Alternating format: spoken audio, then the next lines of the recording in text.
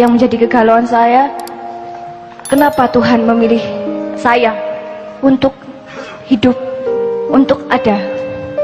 Jadi kalau misalnya ditanya ya, saya ingin tanya sekali, Tuhan, kenapa Engkau memilih aku untuk hidup? Ya jawabannya akan logika, secara logika kan. Ya udah, tanya aja sama Tuhan. Tetapi kata Bapak Guru, saya harus tanya ke Simbah Guru. Dan mungkin saja bisa jawab. Terima kasih. Kasih. Kita niati aja karena sekarang tinggal 20 menit kurang. Kita niati maksimal sampai setengah 4 sisan. Saya harus singkat dan saya mohon izin Sabrang dan Mas Suko untuk ikut mengingatkan. Tapi saya pasti tidak akan saya uraikan terlalu mendalam. Jadi sehubungan dengan anak kita yang mengatakan, kenapa saya yang dipilih gitu ya, kenapa saya, dengan semua pertanyaan eksistensial dia tadi, itu saya rentang luas seperti ini. Sabrang mengatakan beda antara identitas dengan personalitas ya. Kalau personalitas itu adalah kondisi alamiah Anda, identitas adalah yang Anda bangun secara budaya atau secara pemikiran, yang terapannya bisa di politik, bisa di organisasi, bisa di apa saja. Saya ingin katakan sama Anda, ini Ma'iyah ini luar biasa, ilmunya tidak fakultatif, ilmunya sangat universal, sehingga kita sampai ke tataran sampai marifat-marifat tadi, dan itu semua relevan satu sama lain. Saya ingin katakan satu hal, bahkan tidak ada personalitas dalam kehidupan manusia aslinya. Anda jangan berpikir bahwa Nabi Muhammad adalah Nabi Muhammad. Selama kamu masih menyangka Muhammad adalah punya personalitas di mana dia adalah anaknya Pak Abdullah dan Ibu Aminah, Anda salah sangka. Kalau Anda menyangka saya adalah Muhammad Ainun Najib, itu sumber penderitaan Anda di masa yang akan datang, karena saya bukan Mbak Ainun Najib ya. Ini mungkin masih jadi pertanyaan Anda, tapi bisa lebono omonganku iku, kok kon salah sangka kon. Aku duduk Ainun Najib ya. Muhammad bin Abdullah yang dikasih jatah 63 tahun itu pun cuma identitas sementara, bukan personalitas. Itu identitas, dia harus dilahirkan secara fisik dan harus dari bapak ibu tertentu karena ada keperluan untuk mendatangkan Al-Quran bagi seluruh umat manusia di bumi. Jadi itu identitas yang sangat sederhana dan hanya dibatasi 63 tahun.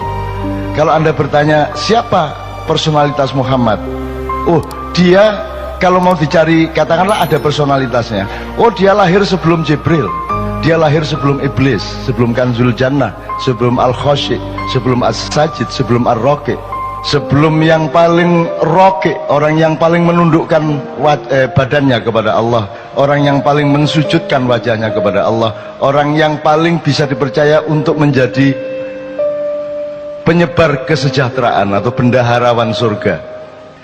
Dia adalah juniornya Muhammad. Jadi Muhammad itu bukan yang Anda kenal di Arab itu. Yang Anda kenal di Arab itu adalah resonansi dari personalitas Muhammad. Lagi nek anjane kate runu tak dudui kok. Ya, jangan disangka Muhammad bin Abdullah itu adalah personalitas. Itu cuma tugas sementara dan hanya sebentar sekali, yaitu 63 tahun. Jangan disangka bahwa dia sebuah diri, dia hanya sebuah peran. Ya Mas, kalau dicari, oke, kalau masih ada personalitasnya ya Nur Muhammad, cahaya Muhammad, Big Bang kata orang modern, di mana Allah menciptakan cipratan cahaya yang kemudian menjadi kumparan-kumparan, terus kemudian membelah-belah menjadi planet-planet dan galaksi-galaksi, satelit-satelit dan matahari-matahari. Jadi Muhammad itu lahir sebelum alam semesta, Muhammad itu lahir sebelum Iblis, apalagi Jibril. Maka Jibril itu adalah juniornya Muhammad. Maka kapan saja Muhammad memanggil Jibril, Jibril akan datang. Bahkan Iblis yang disuruh berperan untuk menjadi musuhnya manusia dan musuhnya Muhammad itu bisa dipanggil, didawui, ditimbali oleh Muhammad kapan saja, dan apapun yang ditanyakan oleh Muhammad dijawab oleh iblis dengan sejujur-jujurnya. Kalau dia benar-benar musuh, dia tidak akan menjawab sejujur-jujurnya, dia hanya berperan. Jadi iblis itu cuma identitas, bukan personalitas. Anda jangan salah sangka. Nah, kalau dikejar lagi, sebenarnya tidak ada Nur Muhammad. Itu bukan personalitas, tidak ada diri yang sejati kecuali Allah itu sendiri subhanahu wa ta'ala. Yang lain bukan diri, yang lain hanya cipratan dari diri sejati. Cetok ya. Jadi kon iku aja tak gopoh karo awakmu dhewe. Kok aku anggitmu kon iku ono ta? Kon iku gak ono. Iku mek kun wis kon mari ono gak ono, gak ono masalah. Jadi awakmu gak usah perhatian sama dirimu. Dirimu itu tidak penting. Dan saya hidup itu bekalnya adalah yakin bahwa aku tidak penting. Yakin bahwa bukan aku ini yang akan jadi pusat perhatianku. Di dalam diriku tidak ada aku. Di dalam diriku tidak ada Ainun Najib. Karena sudah penuh cinta. Dan cintaku tidak boleh aku tujukan kepada diriku sendiri yang sementara bernama Ainun Najib. Di dalam diriku tidak ada diriku. Gitu loh. Lagi nak diterusno kon tambah pecah ndasmu, utangnya akeh. Jika puisi-puisi jam 3 esok.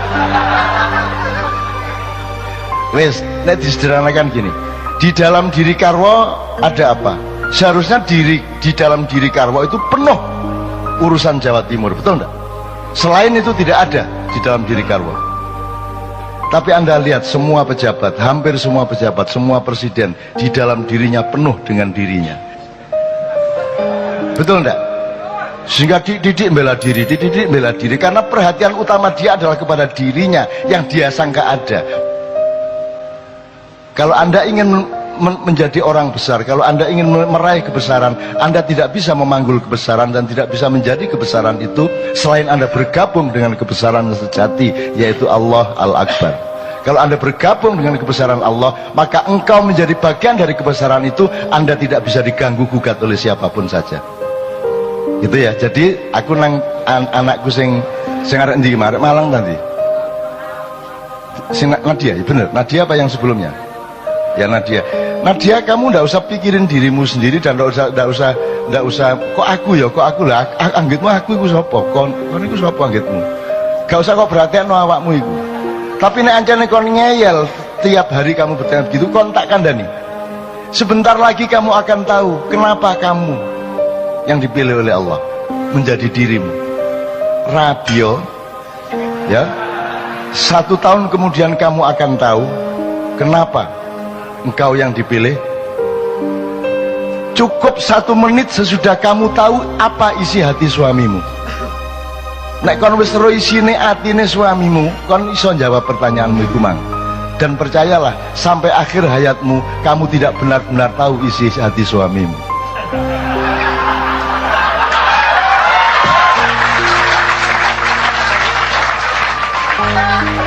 Wis ta aja adik percaya karo sapa-sapa kejaba karo Gusti Allah. Bojomu nuroni kon bayangno Luna Maya iku.